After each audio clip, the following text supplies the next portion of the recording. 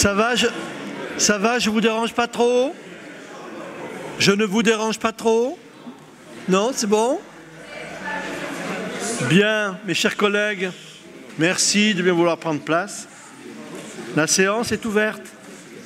Mademoiselle Mendes, acceptez-vous d'être secrétaire de séance? Oui, monsieur le maire. Voulez-vous procéder à l'appel? Oui, monsieur le maire. Présent. Monsieur François-Xavier Brunet. Madame André Doubrère. Monsieur Gilles Craspaille. Madame Anne-Marie Argounès. Monsieur Francis Touillat. Madame Céline Roulet. Monsieur Roger Vincent Calatayud. Madame Marie-Antoinette Cassagne-Rodriguez. Les pouvoirs à Madame Argounès. Monsieur Jean-Claude Piron. Présent. Myriam Mendes présente. Monsieur Michel Forger. Madame Marie-Suzanne Campagnol. Monsieur Pierre Logini. Madame Nathalie Suzac. M'a donné pouvoir. Monsieur Albert Malfait. Madame Anne Candebat-Tréquet. Monsieur Eugène Pourchier. Présent. Madame Marie-Françoise Crancé. Monsieur Christian Escobedo. Monsieur Jean-François Calvo. Monsieur David Larrazabal. Monsieur Michael Ducrot. Monsieur Laurent Texera. Madame Marie-Christine Huin. Madame Cynthia Perret. Madame Florence Gassan. Madame Delphine Poy-Girardot. A donné pouvoir à Madame Doubrère. Monsieur Sébastien Cojol. Madame Caroline Tonon. A donné pouvoir à Monsieur Texera. Madame Inde Amri. Monsieur Romain Giral. Madame Elisabeth Arex. Madame Elisabeth Brunet. Monsieur Jean-Claude Palmade. Les rapporteurs. Madame Christiane Elippe. Madame Michel Fambaran. Monsieur Laurent Dubouix. A donné pouvoir à Madame Elippe. Monsieur Pierre Montoya. A donné pouvoir à Monsieur Montama. Madame Marie-Pierre Vieux. Monsieur Pierre Lagonel. Madame Laurence Ancien. Monsieur Dominique Montama.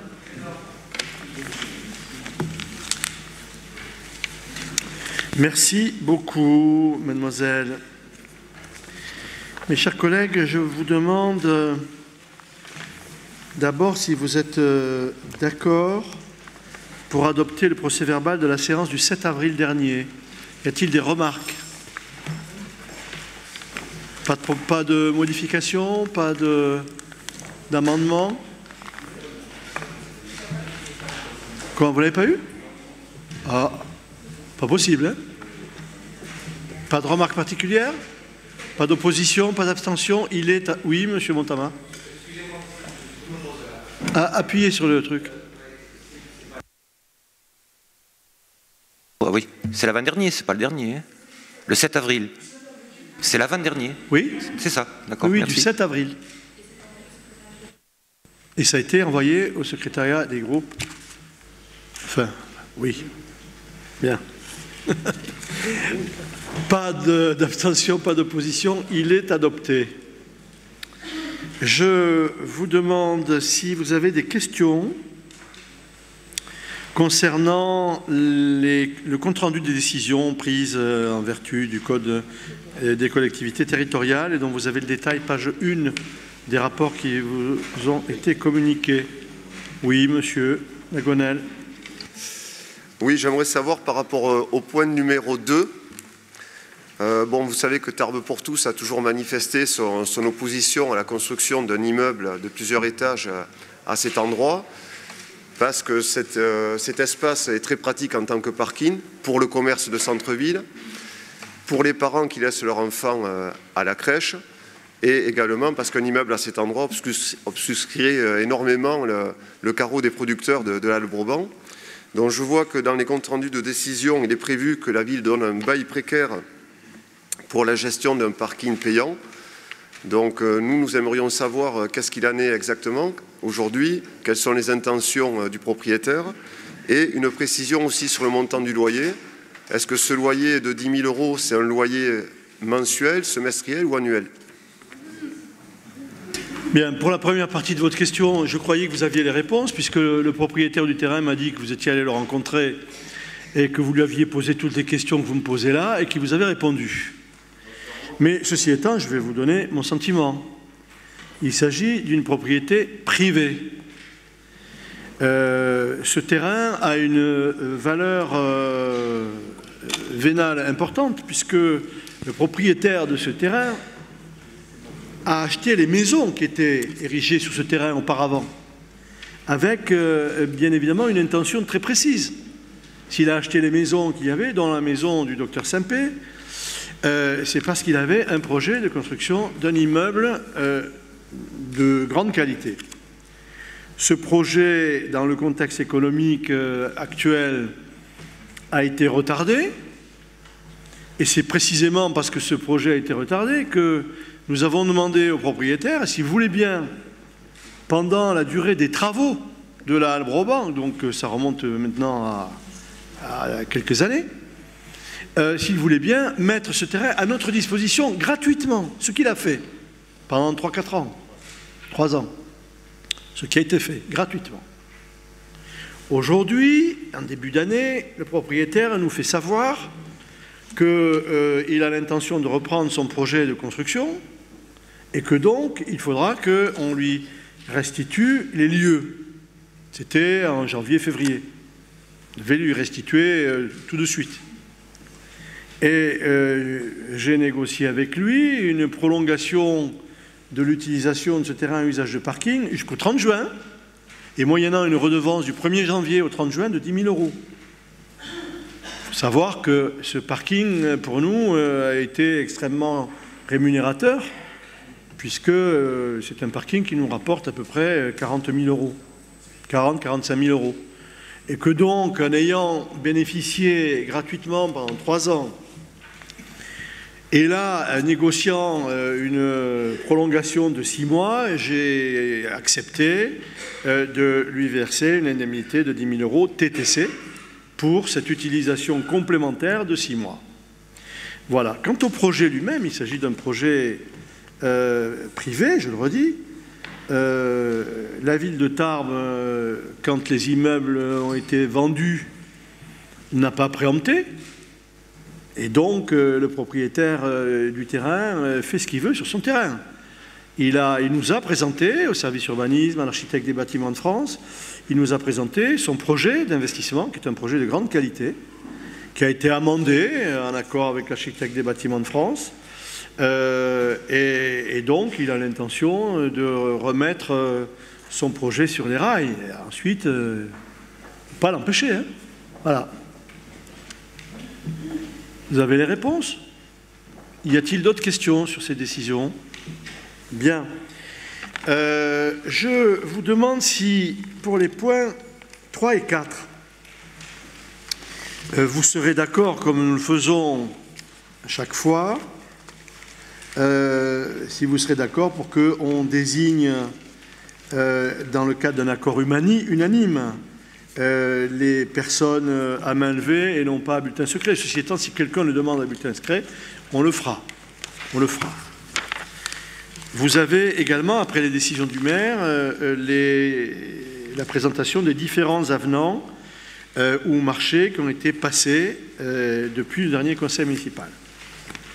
Alors, le point 3 et 4. Le point 3 concerne...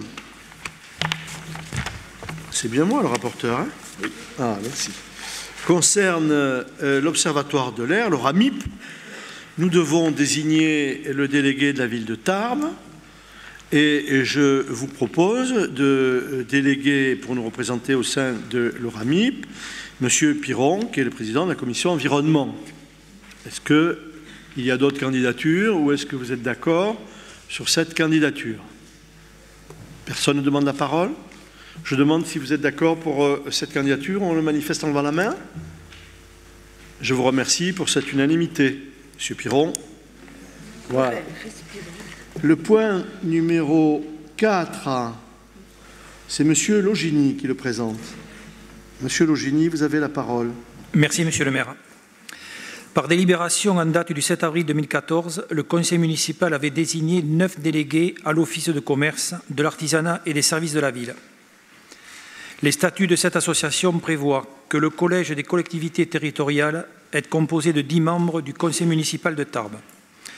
Suite à la démission de mesdames et messieurs Doubrère, Peyret, Candebatrequet et Giral, de cette association, il vous est proposé, pour les remplacer et compléter la délégation, de désigner en application de l'article L. 2121-21 du Code général des collectivités territoriales les délégués suivants. M. Calatayud, M. Escobedo, M. Forger, Mme Mendes et Mme Roulet. Un délégué sera également désigné au sein de la communauté d'agglomération du Grand Tarbes. Y a-t-il des questions sur ces modifications? On s'est aperçu que quand même il valait mieux que les représentants au sein de l'Office du commerce soient des responsables de commissions ou qui bénéficient de délégations dans des domaines qui sont liés à l'exercice du commerce. M. Calatayud pour le pôle sécurité, M. Escobedo pour tout ce qui est stationnement, M. Forger pour les travaux, Mme Mendes pour l'environnement et Mme Roulet pour toutes les manifestations culturelles. Il n'y a pas d'opposition? Même vote que tout à l'heure? Merci. Donc, proposition adoptée à l'unanimité. Nous passons à la Commission des finances. Monsieur Brunet.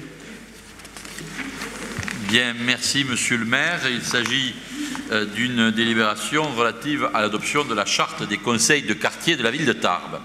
Lors de sa séance du 28 mars dernier, notre conseil municipal avait créé 4 postes d'adjoints au maire chargés des quartiers. Ceux-ci ont été définis dans la séance du 7 avril dernier. Bien que non obligatoire en raison de la taille de notre commune, la municipalité a souhaité que dans chacun des secteurs définis, des conseils de quartier puissent voir le jour, dont les modalités de fonctionnement sont présentées sous la forme d'une charte qui est soumise à l'approbation du conseil municipal et dont il vous a été donné communication. J'ajoute à ce bref rapport que la commission Finances, Développement économique, Intercommunalité, Administration générale, commande publique et politique contractuelle, dans sa séance du 15 mai dernier, a émis un avis favorable à cette charte des conseils de quartier. Il vous est donc proposé, mes chers collègues, d'adopter la dite charte. Madame Pham. Oui, Monsieur le maire. D'abord, je tiens à remercier le président de la commission des finances d'avoir retenu les propositions au niveau de l'élu d'opposition pour lequel il n'y avait pas de représentant au départ s'il est absent et d'avoir rajouté cette mention. Donc, je vous en remercie. Par contre, deux autres points sur lesquels je souhaiterais revenir. Les habitants sont nommés sur la base du volontariat suite à une commission. Ensuite, c'est une commission composée du maire et des adjoints de quartier d'un élu d'opposition choisira.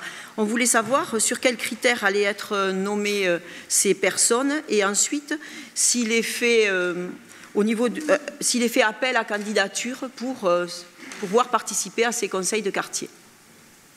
Et si c'est publié, si c'est public, si tout le monde est informé de cet appel à candidature. Hein? Tu réponds? Alors bon, bien. D'abord, ces personnes, madame, ne sont pas nommées. Elles sont élues par le conseil municipal. Je lis, sont nommées sur la base du volontariat. Oui, mais en réalité, je précise. Elles sont nommées une fois qu'elles ont été élues par le conseil municipal. Elles sont donc membres des conseils de quartier. Ces propositions qui seront faites au conseil municipal émanent des conseils, des adjoints de chaque quartier. Et donc, dans chaque quartier, les adjoints de quartier sont mandatés pour recevoir des candidatures dans le quartier.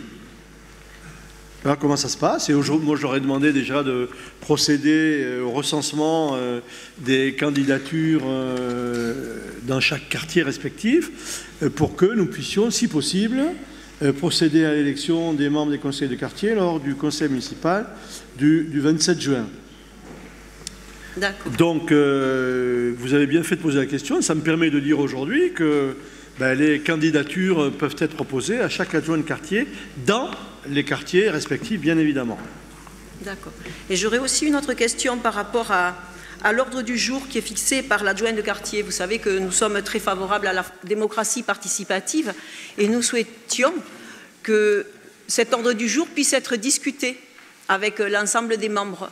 Donc, on voulait savoir si c'était possible de discuter cet ordre du jour de façon à ce que ça puisse être vraiment l'émanation des propositions de l'ensemble des membres du conseil de quartier. Aucun problème. Je pense que les adjoints de quartier sont habitués à élaborer l'ordre du jour en fonction des propositions qui leur sont faites par les conseillers de quartier. Donc la réponse est oui. Ils sont ici, ils peuvent témoigner de la façon dont ça se passe. C'est comme ça que ça se passe.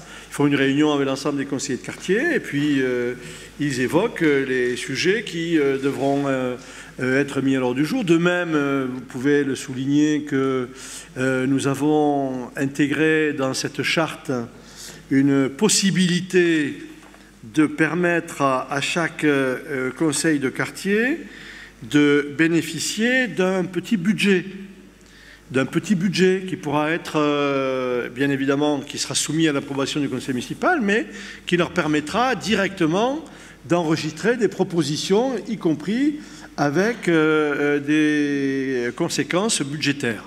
Donc, oui, Madame Vieux. Oui, je voulais savoir, parce que bon, j'ai bien compris le système des adjoints de quartier et le fait quand même qu'on reste, non pas emprisonné, mais réduit à un périmètre lui-même limité. Je voudrais savoir si vous allez prendre d'autres mesures pour élargir le domaine de la démocratie participative et faire en sorte, par exemple, de par les contraintes budgétaires qui vont nous être assignées, de pouvoir donner la parole aux Tarbais eux-mêmes sur un certain nombre d'arbitrages. Je vais illustrer ça très concrètement. On va bientôt parler du Palais des Congrès, j'imagine, qui est un gros chantier et qui va demander d'engager des fonds. Ah bon, on y reviendra, tu me dis que non, tu as bien de la chance. Bon, excusez-moi, mais on va discuter d'un budget au mois de décembre. Est-ce que, étant dans un cercle contraint, quand on a arbitré un certain nombre de priorités, on donnera d'une manière ou d'une autre, et c'est en ça que je parle d'élargissement de la démocratie participative, la parole aux Tarbais. Voilà ma question. De manière tout simplement pour dire que la démocratie participative ne peut pas non plus devenir du clientélisme. Clientélisme. Madame Vieux, si au cours des dernières années, vous aviez participé à quelques conseils de quartier, si vous ne m'écoutez pas, je ne réponds pas. Je répète, si au cours des dernières années, vous aviez participé à des conseils de quartier auxquels je participe personnellement, avec les adjoints de quartier, avec d'autres adjoints qui m'entourent en fonction de leurs compétences liées aux travaux, à la sécurité, au stationnement, à la circulation, etc., eh bien vous verriez que le dialogue participatif, il s'instaure là. Et dans les conseils de quartier, mais vient qui veut et qui est porteur de discussions, de projets pour le quartier. Et nous, dans ces conseils de quartier, on présente les projets du quartier et on en discute avec les personnes qui viennent. C'est comme ça que ça se passe. Alors moi, je ne sais pas si... Je vous parle d'extension et de projets de la ville, là. Pardon? Je vous parle d'extension des quartiers et de priorités et de projets de la ville. Et moi aussi, je vous parle des projets de la ville. Oui, mais là, vous me parlez de projets de quartier, monsieur le maire. Mais...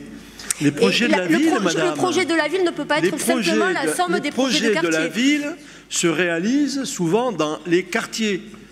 Alors ensuite, si vous voulez aller plus loin, est-ce que le conseil municipal n'est pas un lieu de gestion participative? Moi, je suis désolé, je ne vois pas l'intérêt de se faire élire par les Tarbaises et les Tarbais si on n'est pas capable ici d'échanger sur les projets de la ville et d'écouter les propositions des uns et des autres. Donc pour moi, la gestion participative, elle fonctionne sur le terrain au sein des conseils de quartier animés par les adjoints de quartier, elle fonctionne au sein des réunions de quartier auxquelles je participe personnellement et elle fonctionne au sein des commissions et du conseil municipal. Excusez-moi, mais le conseil municipal, jusqu'à preuve du contraire, c'est démocratie représentative. Par contre, dans un certain nombre de collectivités, on peut lui adjoindre d'autres conseils, par exemple économiques et social, d'autres conseils, par exemple d'associations ou d'associations caritatives quand il s'agit de parler de l'aide sociale, ou parfois de consultations quand il s'agit de trancher sur une question qui nous paraît importante. C'est de ça que je parle et seulement de ça. Et j'en finirai en disant d'ailleurs qu'on sera d'autant plus participatif et représentatif que l'opposition sera dotée d'un véritable statut avec des moyens adéquats. Excusez-moi. Ben vous prenez Mais vous prenez le chemin, effectivement, d'un partenariat. D'un côté, vous appelez le partenariat, et puis de l'autre côté, vous bastonnez. Alors, je suis désolé, c'est pas comme ça qu'on avancera. Je suis désolé, je considère que la participation des citoyens est ouverte à travers toutes les instances que je viens d'évoquer. Voilà. Est-ce qu'il y a d'autres questions sur la charte en question? Y a-t-il d'autres questions? Je soumets l'approbation de cette charte au conseil municipal. Quels sont ceux qui désirent s'abstenir? Ah ben, ça commence bien, la gestion participative. L'opposition s'abstient. Parfait. Non, mais j'ai dit opposition, pas opposition... Parce que pas assez d'avancée pour nous. Pardon? Pardon? On disait qu'on s'abstenait parce qu'il n'y avait pas suffisamment d'avancée pour nous, par rapport à ce qu'on vient de dire. Très bien. Vous m'expliquerez ensuite comment vous allez fonctionner. Monsieur Agonel. J'ai déjà eu l'occasion de m'exprimer sur ces conseils de quartier. Moi, je vous ai déjà dit que ce que vous faites, les réunions de quartier, c'est très bien. C'est très bien, parce qu'effectivement, vous êtes présents. Il y a des adjoints qui y sont, qui peuvent répondre à ce secteur d'activité, et il y a des services techniques qui y sont. Et la plupart des personnes qui viennent à ces réunions de quartier peuvent bien sûr poser les questions qu'elles veulent. Et en principe, il y a des réponses instantanées. Bon, donc ça, c'est très bien. Les conseils de quartier, c'est un exercice auquel j'ai participé. Je ne vais pas vous dire que ce n'est pas bien, puisque vous n'êtes pas obligé de le faire. Donc vous le faites, vous pourriez ne rien faire. Mais j'ai toujours ressenti ça comme un exercice un peu contraint. C'est-à-dire c'est un peu corseté. C'est vrai qu'il n'y a pas de budget. C'est vrai que c'est dur de faire remonter des choses. Donc c'est mieux que rien, mais ce n'est pas la panacée. Voilà. Et donc c'est vrai qu'avec Tarbes pour tous, nous allons le voter parce que c'est mieux que rien, mais on ne veut pas vous donner non plus un blanc-seing parce que pour le moment, ces conseils de quartier, c'est un peu corseté. Voilà. J'attends vos propositions écrites pour améliorer ces conseils de quartier. Maintenant, il faudra que vous mettiez bien dans la tête une chose, Monsieur Agonel, c'est que les Tarbaises et les Tarbais n'ont pas choisi Tarbes pour tous pour diriger cette municipalité. Alors, s'il vous plaît, atterrissez un peu et regardons devant. Si vous avez des propositions constructives à me faire, parce que je suis convaincu que tout est amendable, je serai ravi de les recevoir. Voilà. Donc, j'ai noté que l'opposition s'abstenait. Quels sont ceux qui sont d'accord? Vous le manifestez en levant la main. Parfait. Donc, le PS, le PRG et le Front de gauche se sont abstenus. Proposition adoptée.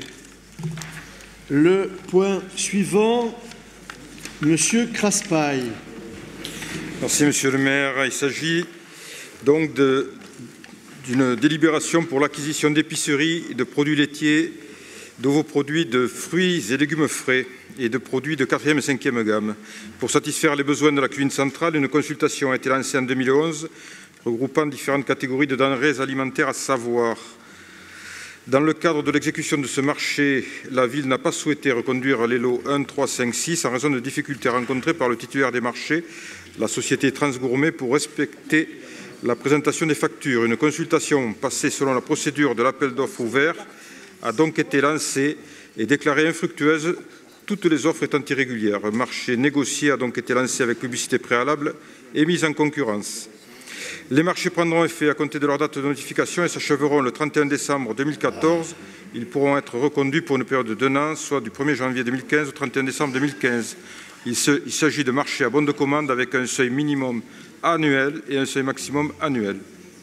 Après avis de la commission d'appel d'offres du 13 mai 2014 et avis de la commission des finances du 15 mai 2014, il est proposé au conseil municipal d'approuver les marchés d'acquisition d'épiceries, produits laitiers ou vos produits de fruits et légumes frais, de produits de 4e et 5e gamme, lot 1, 3, 5, 6, d'autoriser Monsieur le maire à signer les marchés ainsi que les avenants éventuels et toutes les pièces afférentes aux opérations économiques suivantes. Lot numéro 1, conserve de fruits et légumes avec l'opérateur économique Transgourmet pour un minimum de 15 000 €, un maximum de 40 000 € par an. Lot numéro 3, féculents avec le même opérateur pour un minimum de 15 000 € hors taxes par an et un maximum de 30 000 € par an. Le 5, pâtisserie, produits sucrés, même opérateur, minimum 10 000 €, maximum 36 000 € par an. Et lot numéro 6, condiments assaisonnement avec le même opérateur, minimum 5 000 € hors taxe, maximum 10 000. Les crédits correspondants sont inscrits au chapitre 11, article 623 du budget annexe de la restauration collective. Merci, monsieur le rapporteur. Monsieur Palmade. Est-ce qu'il est possible, monsieur le maire, de profiter de cette délibération pour vous demander de faire un point rapide sur ce que fait la cuisine centrale par rapport aux produits bio et également par rapport aux produits que l'on appelle émanant des circuits courts? Je laisserai monsieur Craspail répondre aux premières questions. Sur la deuxième question, c'est un sujet que nous abordons régulièrement en commission d'appel d'offres. La difficulté, vous le remarquerez, ce sont les volumes. Et dans le cadre des producteurs locaux qu'on voudrait essayer, on leur demande de répondre aux appels d'offres parce qu'on veut privilégier les circuits courts, ils nous disent on n'a pas les moyens de répondre à de tels volumes. J'en ai encore parlé il y a peu de temps avec un représentant de la Chambre d'agriculture qui m'a fait la même réponse. Pour ce qui concerne la première question. Pour les produits bio, nous sommes en fait sur un positionnement parallèle. Hein, pour les deux questions, c'est similaire. C'est-à-dire, nous faisons un maximum pour ouvrir nos marchés et mettre des clauses qui favorisent en fait les produits bio ou les produits circuits courts. Nous nous heurtons malgré tout à des difficultés par rapport aux possibilités. Donc pour les produits bio, nous sommes essentiellement axés sur les parties fruits et légumes et sur les parties desserts, produits laitiers. Au-delà, sur d'autres types de produits, c'est plus compliqué. Donc nous en prenons au maximum en fonction des possibilités de les introduire dans les repas que nous servons. C'est dans le cahier des charges.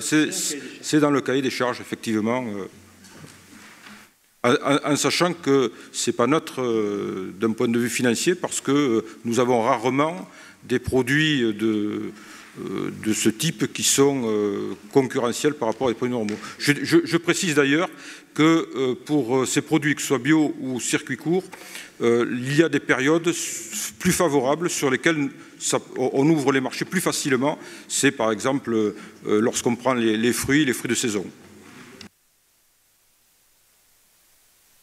Merci. Avez-vous d'autres questions, monsieur Montamar? Oui, il y a quelque chose que je ne comprends pas dans cette délibération. J'ai peut-être trébuché et sauté une ligne. Non, mais c'est pas pour... Non. J'ai bien suivi l'énoncé et ce qui se passe depuis le début jusqu'à ce qu'on dise une consultation a donc été lancée le 31 décembre 2013. Et après, on passe au paragraphe « Les marchés prendront effet ». On avait dénoncé l'origine de tout ça. C'est parce qu'il y avait un problème de facturation avec la société Transgourmet qui avait ces marchés, si j'ai bien compris, ou alors je n'ai pas compris. Et à la fin, on lui redonne les 4 marchés et on n'a pas le résultat de la consultation qui a été lancée au 31 décembre. Qu'est-ce qui se passe? Je me trompe?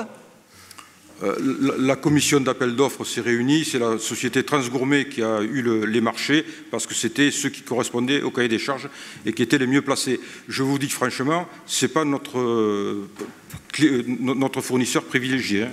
Non, mais je n'ai pas d'arrière-pensée là-dessus. Hein. J'ai aucune arrière-pensée. Hein. Il se trouve que je n'étais pas à cette commission, je n'ai pas pu y assister, mais je suis étonné que dans le rédactionnel, on n'a pas eu il n'y a pas une ligne qui introduit le fait que ce soit eux qui, malgré tout, et malgré que ce soit avec eux qu'on ait dénoncé les premiers marchés, on se voit leur réattribuer à la fin. Qu'est-ce qui s'est passé, quoi? Et pourquoi c'est infructueux?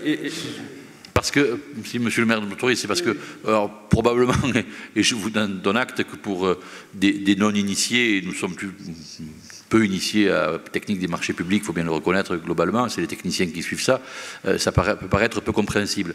Le fait que sur un marché antérieur, il ait fallu le résilier, reprendre à zéro, etc., n'est pas une condition légale suffisante pour exclure un candidat de la consultation suivante. Absolument. Donc dès lors que ce candidat, même s'il n'a pas satisfait aux conditions d'exécution du marché antérieur, répond de façon satisfaisante dans les règles à la nouvelle consultation, on ne peut pas échapper et déroger à l'idée de devoir lui réattribuer le marché en dépit de tout ce qu'on peut in petto penser à ce sujet. Je n'en sais rien, hein, je ne suis pas technicien sur le sujet.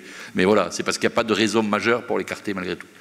Mon propos n'était pas de l'évincer, pas du tout. Je cherchais la cause à effet, quoi. Merci. Je peux vous rassurer, je ne connais pas Transgourmet. Je ne sais pas qui c'est. Non, mais j'ai pas de doute là-dessus. Je ne suis pas intervenu, moi, pour les trucs. Donc je me demandais, on l'arrête et on le reprend, et c'est quoi le résultat? Pourquoi c'est infructueux? C'est tout. Mais vous allez qu'à me répondre, vous avez qu'à être à la commission, mais j'y étais pas, je n'ai pas pu y être. Non, moi, je ne vous répondrai pas ça.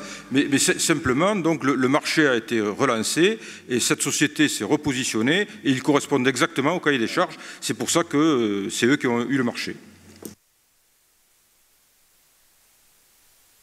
Et y a-t-il d'autres questions? Y a-t-il des oppositions, des abstentions? Proposition adoptée. Le point suivant, M. Brunet. Eh bien, justement, Monsieur le maire, il s'agit de formation des élus. Peut-être qu'on pourrait prévoir des formations sur les marchés publics. Non, c'était une mauvaise blague. La loi a reconnu à chaque conseiller municipal le droit à une formation adaptée à ses fonctions, permettant de faire face à la complexité de la gestion locale et à la nécessaire compétence qu'appelle la responsabilité élective. Et finalement, ça pourrait, le cas échéant, faire le lien avec ce qu'on disait précédemment. J'avais raison. Les frais de formation constituent une dépense obligatoire pour la commune, à condition que l'organisme dispensateur de la dite formation soit agréé par le ministère de l'Intérieur, naturellement. Ces frais sont plafonnés à 20% du montant total des indemnités de fonction susceptibles d'être allouées aux élus de la commune. Ils comprennent les frais de déplacement, les frais d'enseignement et la compensation de pertes éventuelles de salaire durant la dite formation. Indépendamment des autorisations d'absence et du crédit d'heure, les élus locaux ayant la qualité de salariés ont droit à un congé de formation de 18 jours par élu et pour la durée du mandat, et ce, quel que soit le nombre de mandats détenus. L'élu qui souhaitera suivre une formation devra faire une demande écrite auprès de Monsieur le maire et devra choisir des thèmes en rapport naturellement avec ses fonctions. Dans le cas où plusieurs demandes se trouveraient en concurrence, alors que les crédits ne seraient pas suffisants pour les satisfaire toutes, faute d'entente, la priorité sera donnée aux élus qui n'auraient pas encore bénéficié de formation ou qui connaîtraient un déficit de stage de formation par rapport aux autres demandeurs. La Commission des finances a examiné cette proposition de délibération dans sa séance du 15 mai dernier. Il est donc, suite à son avis favorable, proposé à notre Conseil de fixer le montant des dépenses de formation à 10 000 € par an, d'inscrire les crédits nécessaires à cet effet, d'autoriser Monsieur le maire à prendre toutes les mesures utiles pour mettre en place les modalités de formation des élus. Merci, Monsieur Brunet. Y a-t-il des questions? Monsieur Montama. Oui, est-ce qu'il serait possible, peut-être pas maintenant, mais c'est pour simplement qu'on soit persuadé de voter un bien fondé de la somme de plafonnement à 10 000 € de formation des élus par rapport aux 20% qu'on pourrait atteindre. Donc ma question c'est, est-ce qu'on pourrait nous communiquer ce qui, par exemple, au titre de 2013 a été dépensé en matière de formation d'élus, et si le chiffre de 10 000 € est logique ou pas, ou s'il constitue un vrai plafonnement sur lequel on aurait besoin d'augmentation. Voilà la probabilité de la réalité de ce chiffre, quoi. Je vais vous dire, le chiffre de 10 000 € me paraît convenable pour la bonne raison qu'en 2013, il y a eu 0 de dépensés. Ah ben c'est une bonne réponse. Donc voilà. 10 000 €, c'est on est en début de mandat. Et puis, effectivement, s'il y a des demandes et s'il y a des besoins, ben, on verra si on a les moyens d'abonder cette ligne budgétaire, tout simplement. Donc 0 en 2013 et les autres années, pareil. Il n'y a pas eu grand-chose. Bon. Voilà. Bonne réponse, merci. Je vous en prie. Je soumets cette délibération à votre approbation. Ceux qui désirent s'abstenir, le manifestent en levant la main. Voter contre, non. Elle est adoptée à l'unanimité. Merci. Le point suivant, Monsieur Larrazabal. Merci Monsieur le maire. Par délibération du 31 octobre 2013, le conseil municipal avait décidé d'attribuer la délégation de services publics sous la forme de concessions ayant pour objet la conception, la réalisation, le financement et l'exploitation d'une chaufferie bois et d'un réseau de chaleur sur le territoire de la commune de Tarbes au groupement d'entreprises d'Alkia France SVD 41. La société évincée, GDF Suez Énergie Service, a saisi le tribunal administratif de Pau dans le cadre d'un référé précontractuel afin d'annuler la décision d'attribution de la concession au groupement d'Alkia France et d'adjoindre à la ville de reprendre la procédure de passation de jugement des offres finales remise le 2 août 2013. Par ordonnance du 23 décembre 2013, le tribunal administratif de Pau a annulé la délibération du conseil municipal de Tarbes du 31 octobre 2013 et enjoint à la commune, si elle entendait conclure un marché de même objet, de reprendre la procédure de passation au stade de l'analyse des offres. Ce jugement a fait l'objet d'un pourvoi devant le Conseil d'État, introduit par le groupement d'Alkia France, lequel a rejeté le pourvoi du dit groupement par décision du 26 mars 2014, confirmant la décision de première instance. Compte tenu d'une part des risques que la reprise de la procédure au stade de la remise finale des offres pourrait engendrer en raison désormais de la connaissance des offres par les deux candidats, considérant d'autre part l'incertitude sur l'évolution du prix du gaz qui pourrait remettre en cause l'intérêt du projet, considérant enfin les incertitudes tenant à l'octroi des subventions attendues, de report de ce dossier sur une nouvelle programmation d'aide étant de nature à en modifier le montant, il est proposé au conseil municipal de déclarer sans suite la procédure de passation de la délégation de service public sous la forme de concession ayant pour objet la conception, la réalisation, le financement et l'exploitation d'une chaufferie bois et d'un réseau de chaleur sur le territoire de la commune de Tarbes. Après avis favorable de la commission des finances, développement économique, administration générale, commande publique et politique contractuelle du 15 mai 2014, il est proposé au conseil municipal d'autoriser monsieur le maire à déclarer sans suite la procédure de délégation de service public de chauffage urbain et à signer tous actes et effectuer toute demande nécessaire à cet effet. Merci, monsieur le rapporteur. Madame Pham. Oui, monsieur le maire, c'est pas sur la décision sans suite, mais on aurait quelques questions à vous poser. Suite à cette décision de justice, bon, on a bien compris qu'il y avait un problème au niveau du Code des marchés publics, mais on souhaiterait savoir qu'il y a eu un problème. En tout cas, on serait favorable à ce que ce projet soit repris dans le cadre de la politique de transition énergétique. On pense que le réseau chaleur, justement, c'est économique, que ce soit pour les établissements publics comme pour l'intérêt général des Tarbais. Donc, on voulait savoir qu'est-ce que vous souhaitiez faire par rapport à ce réseau. Monsieur Piron, vous voulez répondre, s'il vous plaît? Oui. Alors, si vous voulez, bon, le problème, c'est qu'en quelques mois, il y a quand même plusieurs paramètres qui ont changé et qui tous nous poussent quand même un petit peu de prudence par rapport à ce projet.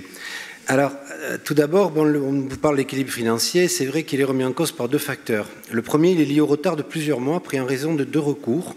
Le plan chaleur triennal, il se terminait en décembre 2013 et il aurait fallu que le délégataire puisse déposer son dossier avant cette date pour que les subventions aient de sérieuses chances d'être accordées en 2014. Bon, à l'heure actuelle, rien ne filtre quant au projet de Mme Royal concernant la transition énergétique. Nous avons contacté l'ADEME qui nous a simplement informé que pour l'instant, il n'y avait aucun budget prévu pour ce projet, cet exercice, et qu'ils n'avaient eux-mêmes aucune visibilité pour 2015. Ensuite, le problème aussi, c'est celui du prix du gaz qui baisse énormément sur les marchés en raison d'une offre importante. Aux États-Unis, le prix de base a été divisé par 7 en 2 ans. En Europe, après une stagnation, on enregistre des baisses de 10 à 15% entre le tarif réglementé et les offres dites de marché. Ne serait-ce qu'au Grand Tarbes, grâce à la mise en place du plan climat-énergie territorial, on a renégocié les contrats gaz et on a baissé les tarifs de 14,5%. Ça, c'était le premier problème, on va dire, au niveau financier. Donc. Et on peut donc craindre que l'offre de bois énergie est présentée comme compétitive, car indexée sur une augmentation linéaire du prix du gaz qui a été constatée sur 10 ans, et plus de mal, dans un contexte totalement nouveau, à convaincre de futurs abonnés. Ensuite, on a aussi un petit problème avec les particules fines. Au niveau des particules fines, vous avez vu qu'il y a eu un épisode quand même particulièrement important au mois de mars-avril, et on se rend compte que pour une grande part, les particules fines, l'émission de particules fines est liée au chauffage, et en particulier au chauffage bois. Bon, si on rajoute à cela qu'il y a eu l'émergence de beaucoup de projets sur le département, je pense qu'il y en a sur Lourdes, il y a eu celui de Vic, il y a celui à Lourdes, il y a Bagnères, il y a Lannemezan qui s'y met également. Et on peut commencer à se demander si on ne va pas rapidement arriver sur un épuisement des ressources locales en bois de rebut. Je parle bien en bois de rebut, puisque là on est censé ne pas brûler de bois d'abattage. Donc il s'agirait de voir. Alors moi, ce que je proposais à monsieur le maire, parce que je suis d'accord avec vous sur ce que vous dites, c'est très intéressant à mon avis quand même, mais je pense qu'il est temps de prendre le temps de réfléchir et il me semble que tout en... Non, de prendre le temps de réfléchir aux nouveaux paramètres. Attention, hein, je dis bien. Sans abandonner le projet, il faudrait y surseoir le temps de mettre en place un comité énergie. Moi, j'aimerais qu'on compose un comité énergie composé d'élus, de techniciens, qui serait chargé en fait d'étudier justement l'évolution des structures énergétiques similaires sur d'autres territoires, d'établir une veille pour étudier les différents appels à projets de l'ADEME et les contenus des textes dévolus à la transition énergétique, justement, de contrôler les consommations de notre patrimoine, de proposer de suivre la mise en œuvre de solutions responsables visant à la réduction de ces consommations et de mettre en plus en œuvre des communications. Voilà. Il y a peut-être aussi le solaire, la géothermie. Ici, c'est moi qui donne la parole. Ah, pardon. Vous avez la parole, madame. Merci, monsieur le maire. Il y a peut-être aussi le solaire, la géothermie ou d'autres sources d'énergie à étudier. Oui. Alors, pour le solaire, effectivement, vous savez que, vu les évolutions de prix de rachat, ça a bloqué quand même beaucoup de projets. Géothermie, sur le département, il n'y en a pas. Il n'y a pas de ressources géothermiques et il n'y a pas non plus d'éolien. C'est pour ça que nous étions justement... nous avions étudié justement l'énergie bois, puisque c'était la seule énergie renouvelable, a priori réellement disponible sur le terrain. Et moi, je ne vois aucun inconvénient à ce que ce comité que vous suggérez de créer avec les membres de la commission environnement et puis ouvert à d'autres personnes compétentes, je ne vois aucun inconvénient à ce qu'on réfléchisse à ce que dit Madame Femme, c'est-à-dire à d'autres éventualités. Madame Vieux. Oui, je suis bien aise d'entendre Monsieur Piron parler de ce dossier parce qu'il avait été cruellement absent durant la délibération antérieure. Par contre, il me semble que l'abandon de ce projet tient au fait que la délégation de service public n'était pas conforme à un cahier de charge de délégation de service public. Pour la bonne raison que celui qui a... Si, rappelez-vous, me semble-t-il. Non, madame, vous dites n'importe quoi, je suis désolé. Non, je ne dis pas n'importe quoi, monsieur le maire. Il me semble que vous êtes en campagne permanente, ça devient pénible. Mais ça ne devient pas pénible. Est-ce que vous n'avez pas Alzheimer? Vous êtes venu à 2 réunions, et ça ne vous donne pas le droit de dire que vous savez tout, et tout le temps. Excusez-moi, monsieur le maire, mais... Pour les gens qui n'ont pas participé à la saison 1 de cette délibération... vous n'avez pas participé beaucoup, hein? Rappelons-nous quand même que nous en avons discuté 2 fois, que l'opposition, à ce moment-là, vous a fait remarquer que le cahier de charge de la délégation de service public n'était pas conforme à un cahier de charge de délégation de service public, parce qu'un mode... C'est bien pour ça que le tribunal administratif de Pau... Bon, voilà. Non. Que d'autre part, à l'époque...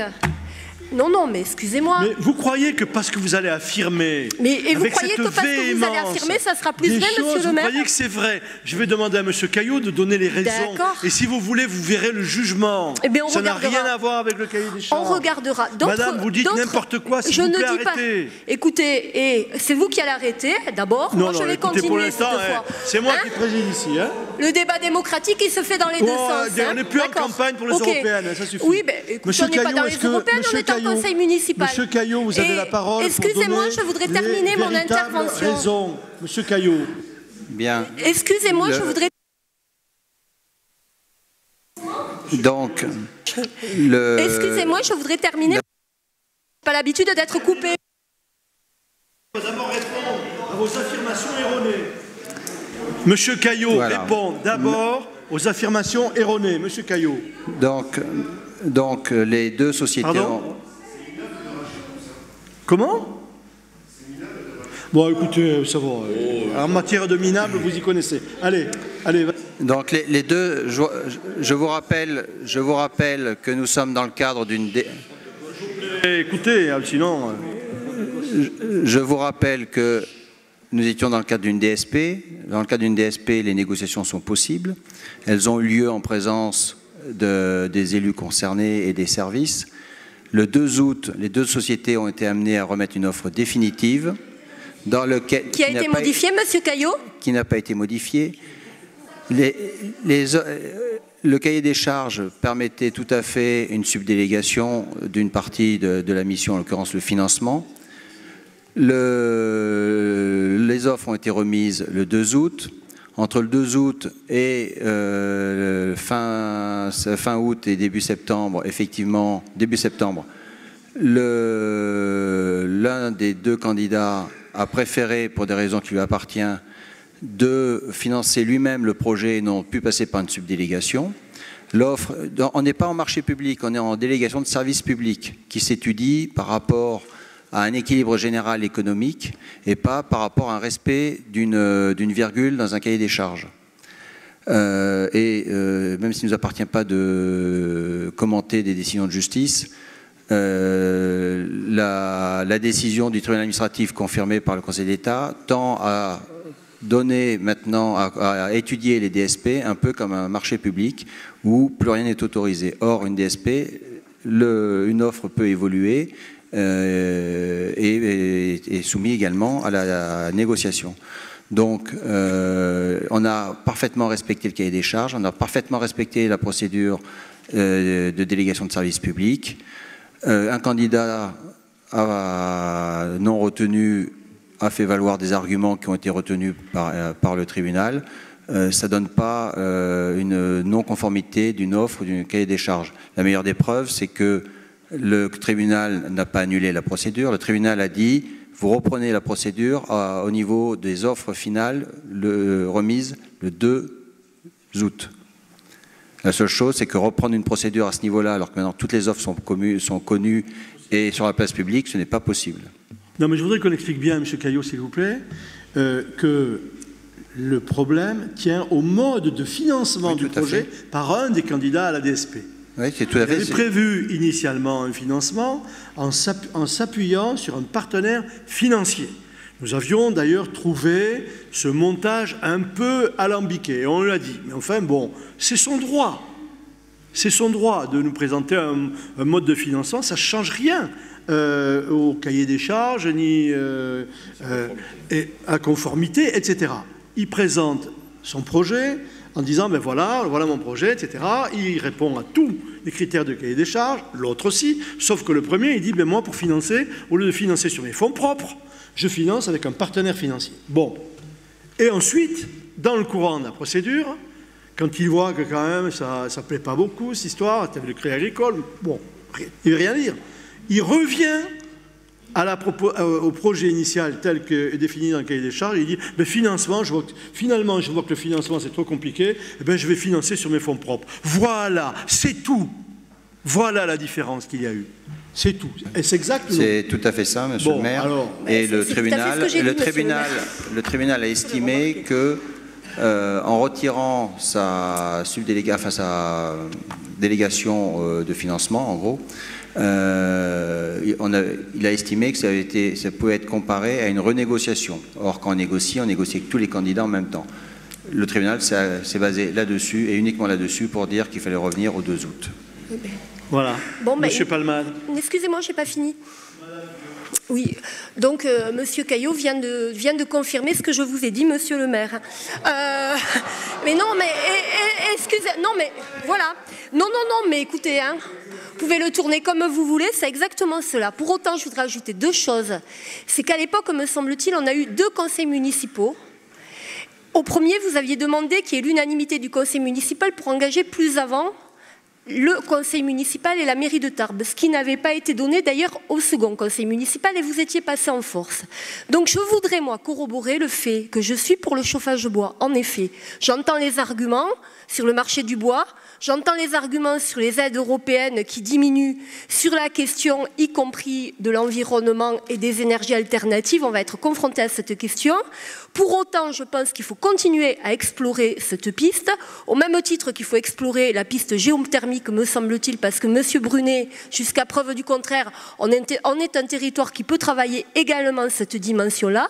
Et toute dernière chose, oui, je vous renvoie à l'hôpital de Tarbes il y a quelques années, non mais juste pour ça. Et me semble-t-il, l'un des porteurs de projet voulait examiner la géothermie et le chauffage de bois. Toute dernière chose, je reviens à l'hypothèse du départ, c'est-à-dire celle qu'on avait émise la dernière fois, c'est que si on relance une telle étude, je suis pour examiner la concession, mais je suis pour examiner l'ensemble des dispositions de délégation de services publics, y compris que ça se fasse sous l'égide municipale, comme ça se pratique à Fontenay-sous-Bois, avec quelques réussites.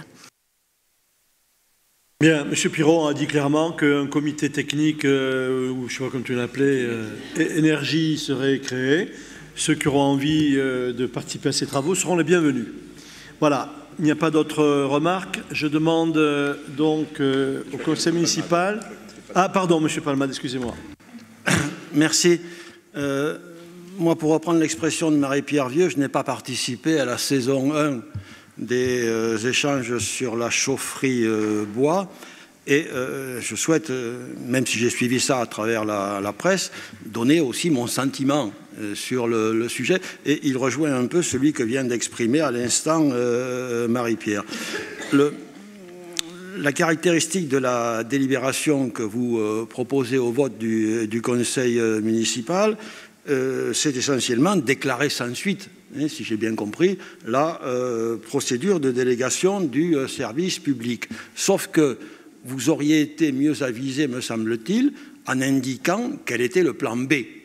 On arrête ce processus de mise en place d'une chaufferie bois et qu'est-ce qu'on fait ensuite? Moi, je souhaite dire avec force que c'était, me semble-t-il, une excellente proposition pour la ville de Tarbes, à l'époque où les énergies fossiles disparaissent, à l'époque où le prix de l'énergie ne cesse de grimper, même si le gaz baisse conjoncturellement, le fuel augmente dans des proportions considérables.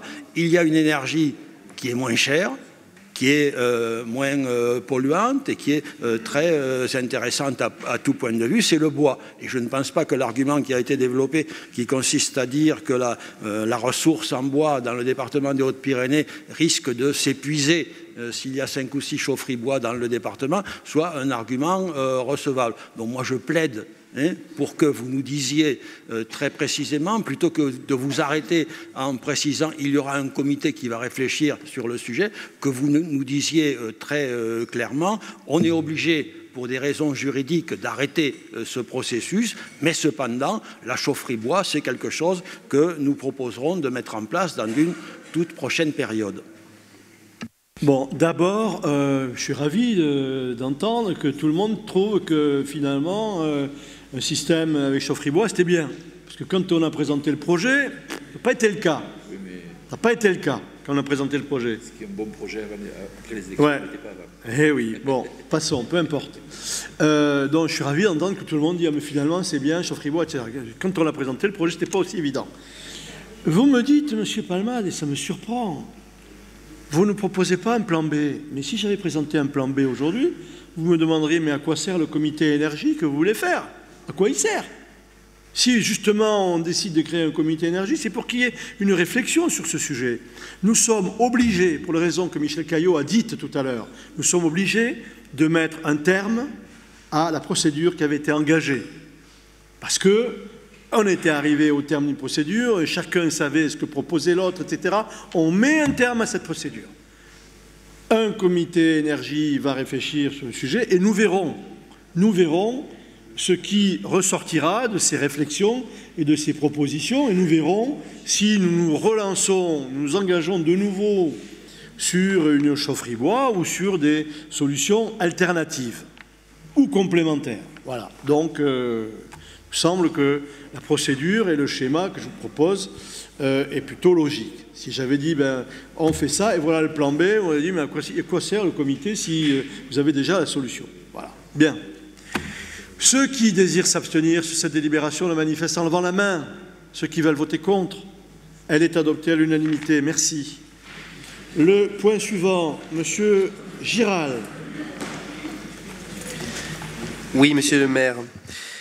La ville a mis à la disposition de l'UAT les cours de tennis du parc Bérens depuis 1971 et plusieurs avenants ultérieurs de 78, 97 et 2007 sont venus proroger cette convention et élargir le nombre des terrains, notamment à ceux de la plaine de jeu Robert Kameskas. Le partenariat initial pour développer la pratique du tennis doit aujourd'hui être révisé et afin de clarifier les relations entre chaque partie, il convient de signer une nouvelle convention.